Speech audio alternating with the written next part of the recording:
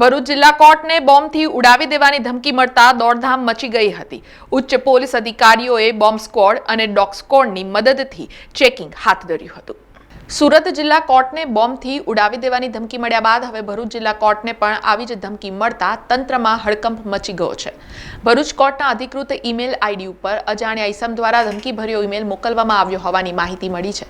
ધમકી મળતાની સાથે જ પોલીસ તંત્ર બોમ્બ સ્ક્વોડ ડોગ સ્ક્વોડને તાત્કાલિક કોર્ટ પરિસરમાં બોલાવવામાં આવ્યા હતા અને સુરક્ષાના કારણોસર કોર્ટ સંકુલને ખાલી કરાવવામાં આવ્યું હતું તેમજ ન્યાયાધીશો વકીલો તેમજ કોર્ટ સ્ટાફને બહાર કાઢવામાં આવ્યા હતા।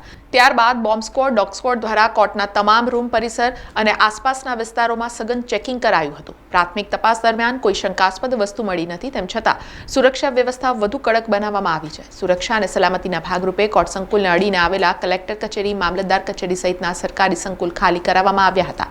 પોલીસ દ્વારા ઈમેલ મોકલનારની ઓળખ મેળવવા સાયબર ક્રાઇમ ટીમને તપાસ સોંપવામાં આવી છે। સમગ્ર મામલે ઉચ્ચ અધિકારીઓ નજર રાખી રહ્યા છે। હાલ કોર્ટ સંકુલમાં પરિસ્થિતિ નિયંત્રણમાં હોવાનું જણાવાયું છે।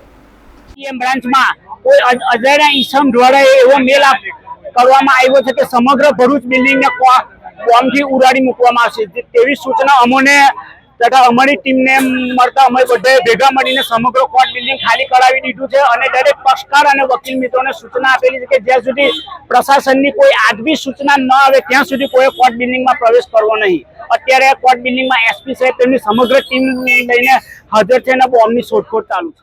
સમાચારોના સતત અપડેટ માટે TNN ન્યૂઝને YouTube પર સબસ્ક્રાઇબ કરી બેલ આઇકોન પ્રેસ કરો અને અમારી સાથે જોડાયેલા રહો Facebook, Instagram અને Twitter ઉપર।